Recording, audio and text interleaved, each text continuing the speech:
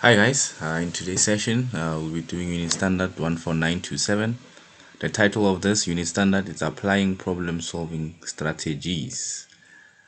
Also, let's look in terms of the purpose for this unit standard. The purpose of this unit standard is to apply problem solving strategies. Outcomes, it's obviously applying problem solving strategies. It consists of 4 credits. It's in the field of information technology and computer science. So also it consists of 3 sessions. I'll cover all the 3 sessions on this video. So let's quickly dive in onto the PowerPoint presentation that I've prepared for this unit standard. So let's look into session 1. Define and analyze the problem. Before we would define and analyze, we need to understand and gather information based on the problem that we have. So you may need to state the problem in broad terms since the exact problem may not be obvious. So there are 2 things that we need to look at. We need to look at the information to define the problem, and also the symptoms in terms of the underlying causes pertaining to the problem that we have. So let's move on to slide 3, defining the problem and gathering information. We need to consider these questions in terms of for us to actually find the problem. So what is the problem? So I'll just refer to what we were trying to configure onto our switches, onto our LAN network, and we had detected on our switch, on our LAN, we're having an issue. We can't configure our IP phone because we had managed to run our we managed to run our we managed to run our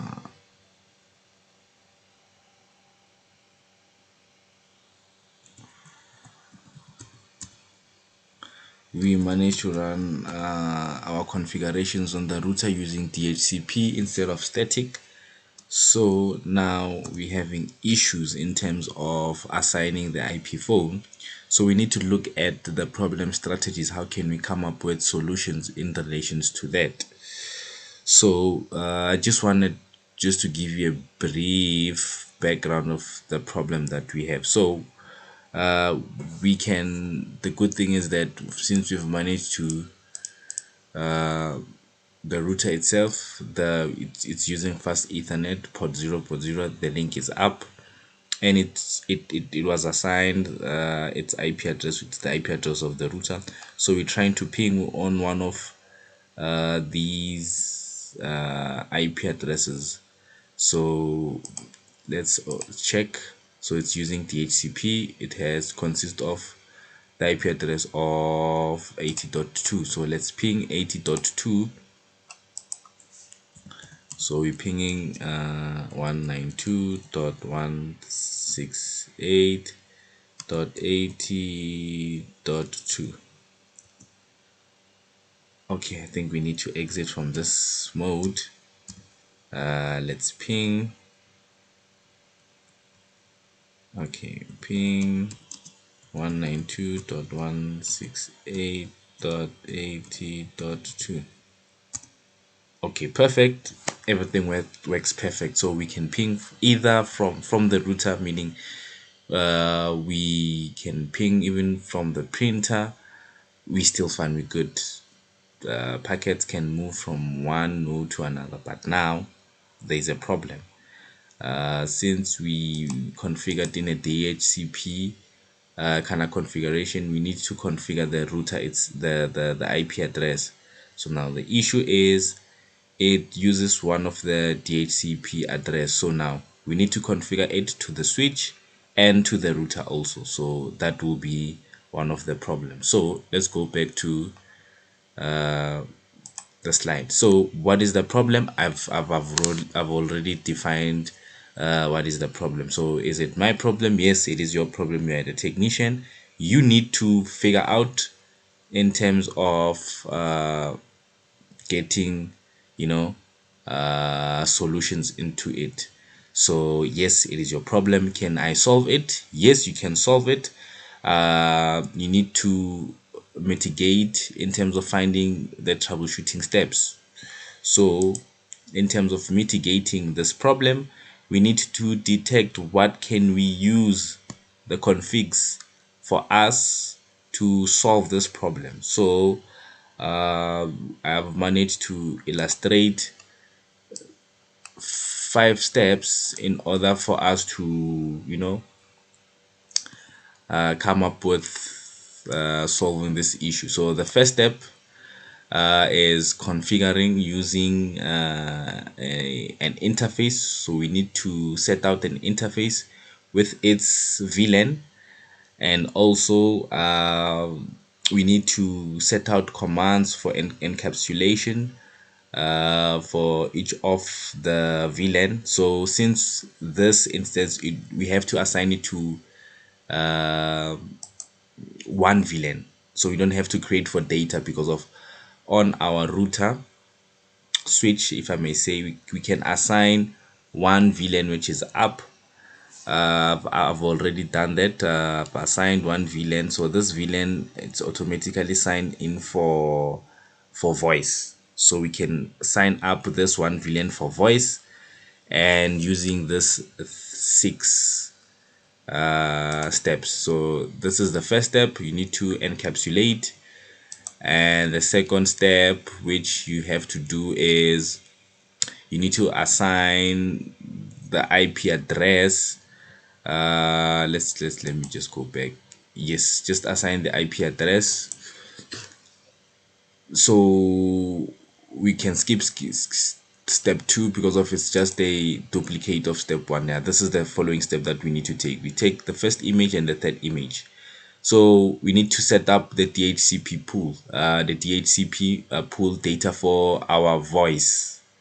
So we need to set up for our voice for which network. So we need to set out that for this IP address on this router that we have from the VLAN 1.19.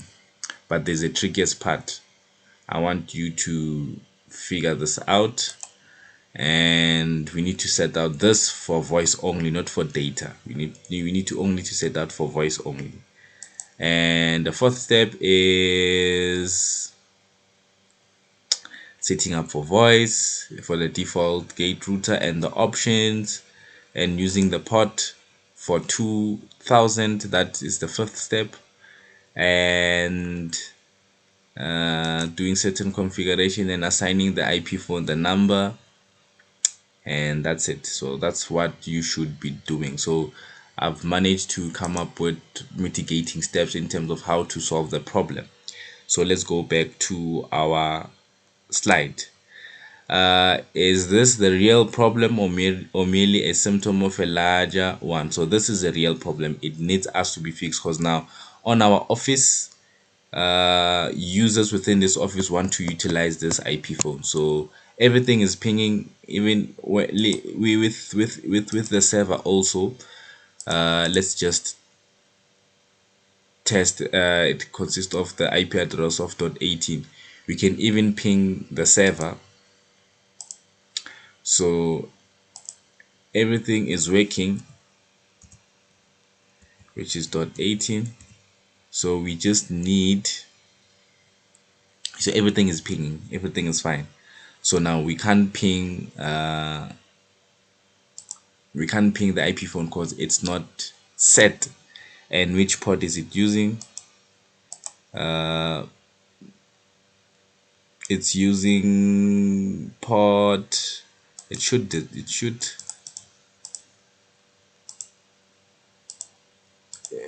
specify which port. We need to configure the IP of this. It has to be for this fast Ethernet. I'm not quite sure which port is it's using, but those are just one of the mitigating steps in terms of finding out what can you come about. So it's a real problem. Users need to use this IP phone for this environment. Does it need an immediate solution or can it wait? Yes, it can wait, but we need to record in terms of the timing frame for that. So we can only wait for this week only.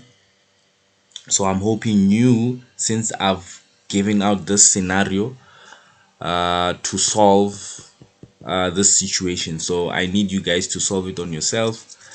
So we need to find solutions in terms of solving that. So in my previous video I managed to attempt like change the IPs from static to DHCP. So that's the good thing. Managed to do that. That was awesome. Managed to do that. Everything is pinging. We can ping from the router to a desktop. But now we've got the problem. We've got the major problem. One of our IP uh, telephones are not is not working because of it's not assigned the to the router. So please guys follow the process. uh I know some of you might be assisted, but can we not change much on what we have? Can we follow on what I've prescribed you to do? So please do as instructed.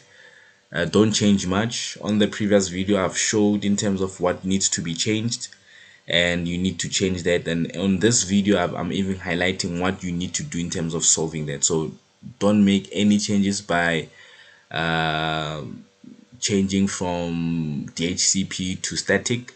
Use DHCP on the environment. Just find the problem in terms of solving what we have. Find the mitigating steps in terms of what can we do in terms of solving that. So you need to come up with a solution. So I'm giving you this week up until Monday so that you can be able to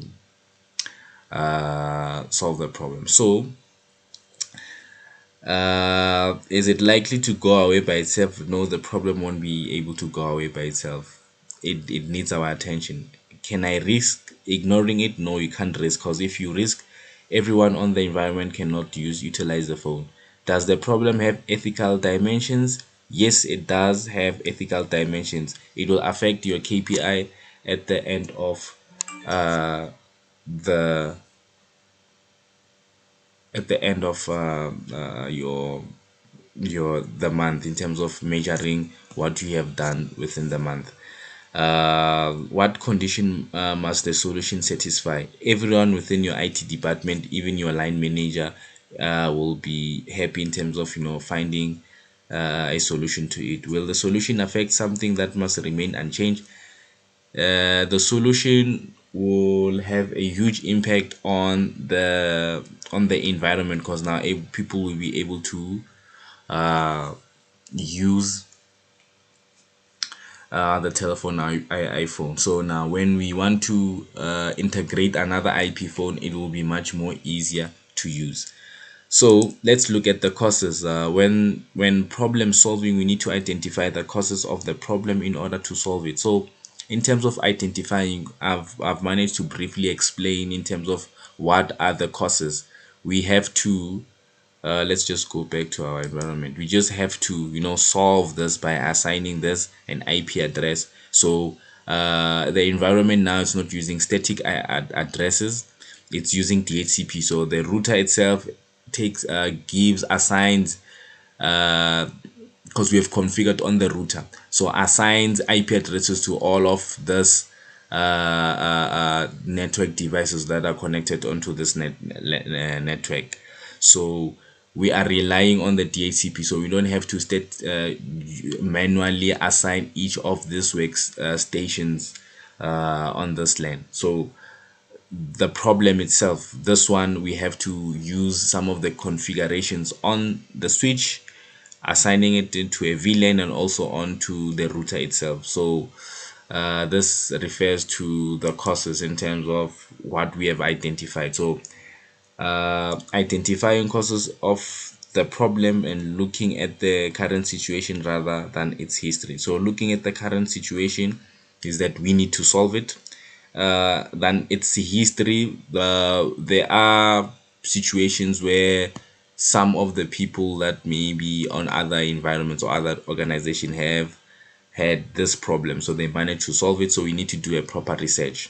So let's look at the current situation and gather information and knowledge in terms of solving this problem. So I just want you to have that third eye in terms of gaining knowledge and gathering information to solve the problem that we have at hand.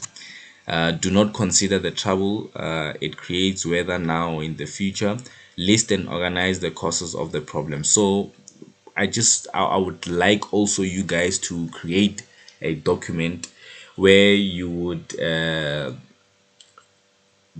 jot down everything that you've done from the problem that you've encountered and the possible problems that you manage to, like the mitigating steps, if I may put it that way. The mitigating steps in terms of what you have done from the root cause of the problem, and the steps in terms of troubleshooting, and also the solutions in terms of what worked for you. So I would love you to do that, please guys. When I will have a session with you via Zoom, I'll just allow you guys to share some screen and just go through the document that you've created all together with the configuration that you did. And looking on to slide number 5, what are the examples of causes of the problem? So we need to look at the people. Are there enough participants to help? Excluding myself, you guys can group yourself in terms of, asking your colleagues, to assist you in terms of the situation at hand. Working together, that also helps. Are the participant skills adequate? Some of you, I know you've got the skills in terms of knowing how to, solve the problem at hand. So you can just group yourself and manage to find other uh, possibilities in terms of solving this problem. And one of you today managed to come up with another option, but that was quite different in terms of what we had configured at first. Because of, remember, the last time what we configured, we used only static process where we manually assigned IP addresses. But now I've changed that. I've used a DHCP. So I've made changes on the router, so everything, the router just assign automatically IP addresses. So now there's a slightly change. So some participant perceived as not helpful. So as you write down your report, you just state in terms of uh, who managed to assist you and who were you grouped with, and did they actually assist you in terms of the problem that you, or as a group, manage to solve. So you come up with that. I'll just read or go through your reports. And the resources, are they enough? For example, in terms of funding, for instance, in this instance, the resources would be like for data in terms of doing your research, you know in most instances that can be our hindrance in terms of having much data for you to do your research. Are some not identified in terms of the resources? It's in this instance, it doesn't require much more resources. It needs people in terms of who are adequate. Some of you, you've got people who can assist you, so we can refer them as resources also. Are some not used effectively or misplaced? Are you using the people who have the knowledge in terms of this? So we'll look into that. Are you using them effectively in your own benefit to gain the knowledge?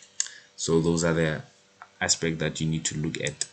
Also, to slide 6, moving right along, the environment, is it conducive to the problem solving? Is there too much stress?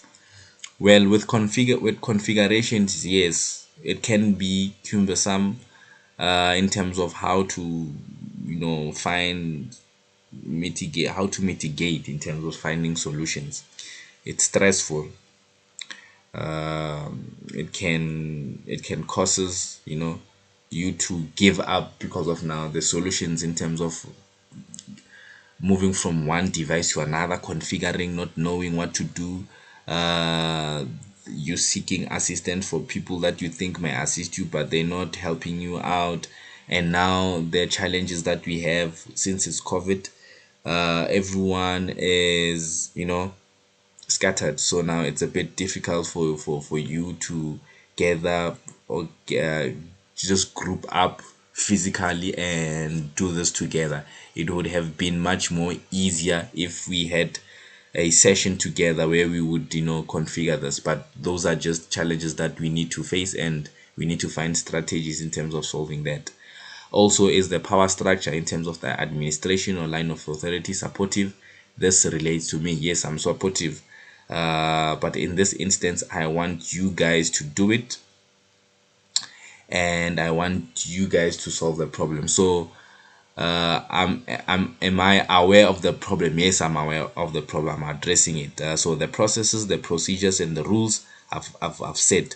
The processes is that you have to create a report, and then the procedure, please, you can seek people to assist, but do not change in terms of the rules. Do not change all the configurations on this LAN. Do not change. Let's follow the rules.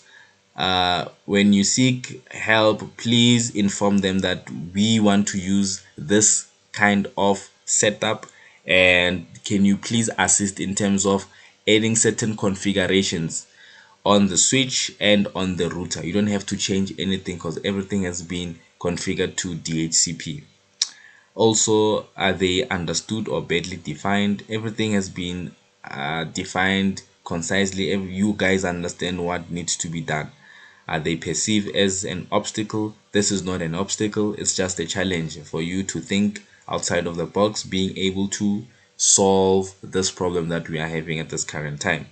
Is there any agreed upon vocabulary and understanding of the meanings and definitions? Everything has been defined accordingly. I've even shown in terms of the modes from your user mode, privilege, and your global configurations on the Cisco devices. So you guys won't be having a problem. I even clarified by giving explanations in terms of what is an IOS, a Cisco IOS, and so forth. So everything has been defined accordingly.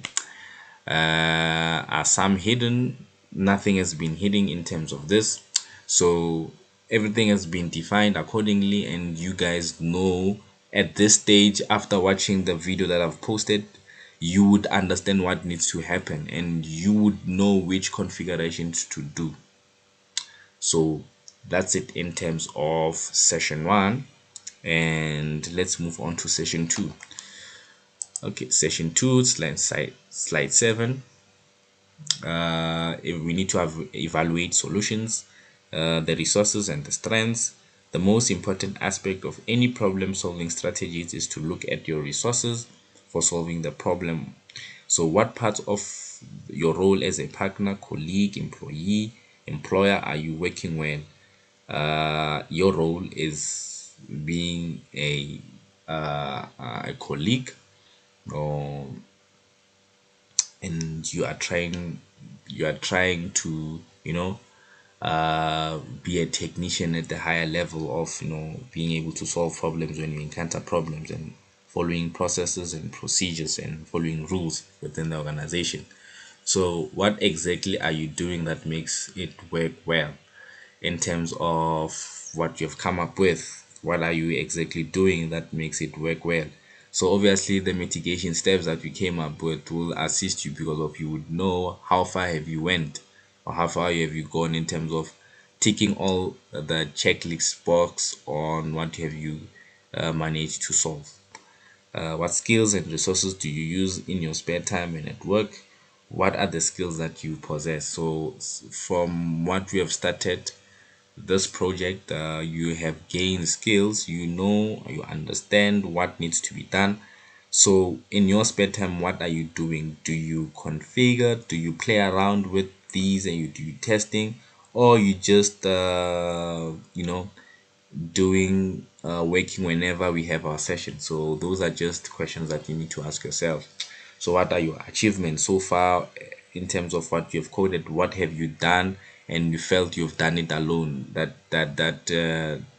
is so good and you feel great about it? And also, who has solved a similar problem and how did they do so? As you'll be seeking assistance from your colleagues and other people, other resources, you can just jot down in terms of the report what how did they solve the problem and what the mitigating step they followed. Weighing up alternatives. After listing possible alternatives, you need to evaluate them without prejudice. No matter how appealing or distasteful, consider all criteria while a suitable solution may solve the problem, and also it may not work if the resources aren't available. So if people won't accept it or it causes new problems.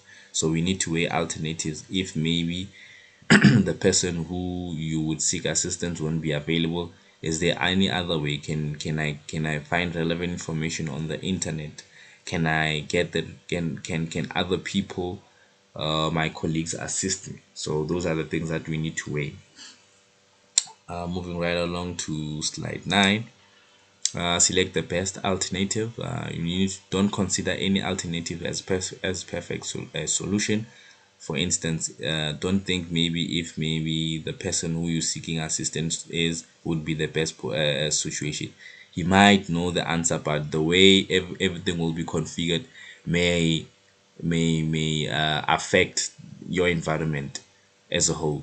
So you might find yourself being having changed your VLANs, and now we can't ping as I've shown. Everything pings, and now you can't ping from the router to other devices. So we just have to be careful. If they were, there probably wouldn't be a problem in the first place. You need to consider your intuition. Perfect. I love this. I just want to highlight this. Also, whenever you seek information, you need to consider your intuition. You have the knowledge, you have the skills, you have been practicing, you have the talent. Just make sure that you produce the best quality by gaining more knowledge, testing on a different land environment before you actually make your changes on the land that you have created. So those are the things that you need to do. Trust your intuition. You have the knowledge, and I trust in your capabilities. So please work on practicing. You need to practice a lot so that you understand what needs to be done. Inner feelings in deciding on course of action. You need to return to your trusted outsider. Is there something that you've missed? Does either he or she see a problem with your solutions? The person who you'll be assisting. So those are the kind of question you need to ask yourself. And also the compromise.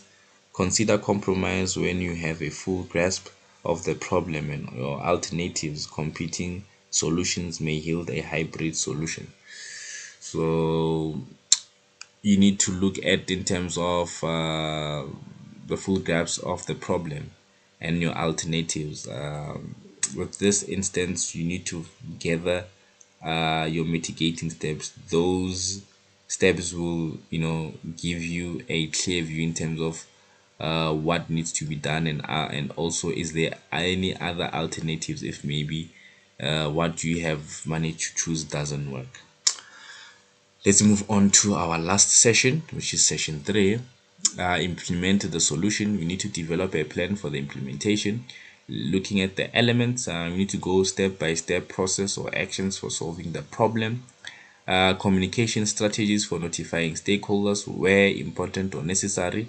Inform those who care for you and who or will be affected by the change. Prepare them as necessary about your decision. So you need to notify myself in terms of what have you done so far. So at least by next week, I'll be constantly communicating with you, informing you what needs to be done. So those are the things that you need to look at. And also the resource identification or allocation. We need to, in terms of developing a plan, we need to identify the people that will assist us, or resources in terms of the internet, which part of website or any other platform would assist you in terms of solving this problem. And also the most important thing is the timeline for implementation. So once you have gathered or identified or allocated the resources, we need to have a timeline for the implementation. When are you implementing those config on the router and on the switch? And lastly, you need to monitor progress. So your implementation will only be successful if you are monitoring your solution, that the effects of it on resources and stakeholders, your timeline, and your progress. So you need to monitor in terms of what have you done, and if if you've done those config, what actually happens. If you find that those configs are not working, you need to jot down in terms of what are other alternatives. As you monitor your progress, if results are not what you expect, you need to review your options and get and alternatives, as I've said before. If those config are not working, you need to review, check other alternatives. If maybe uh, the person that you manage to get assistant, their solutions are not working, try something else. You're intuitive. Maybe if you can change around that those config, maybe it might work. So that's it in terms of this unit standard 14927. So let's dive in terms of the formative and summative assessments. We'll start with learner workbook. uh, let's look into activity 1. You need to identify causes of problems in the workplace. So I've already given you a scenario, so you'll just mention that for 5 marks. And also you need to draw a map showing the problem solving strategies. That's for 10 marks. Just go through your learner guide, you'll find the map that they refer to. Also, you need to list factors that can contribute to solving the problem. That's for 5 marks. Activity 4, you need to outline the importance of evaluating your resource and strengths in solving the problem. That's for 3 marks. And activity 5, you need to demonstrate understanding of how to develop or weigh alternatives. That's for 7 marks. And activity 6, you need to describe how to implement the problem solving solutions. That's for 10 marks. And that's it in terms of your learner workbook. Let's look into your summative assessment. In most instances, your summative and your formative assessment might be the same. So let's look into what summative assessment for this unit standard has installed for us. So activity 1, you need to outline how to define and analyze the problem. That's for 15 marks.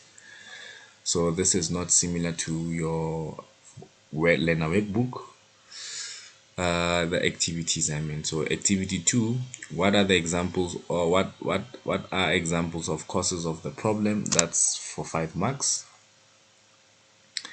And activity 3, you need to briefly outline some of the questions to address in order to identify contributing factors during your problem solving steps.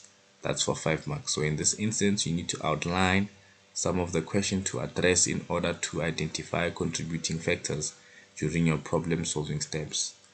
That's for 5 marks. Activity 4, you need to list the barriers to effect decision making. That's for 5 marks.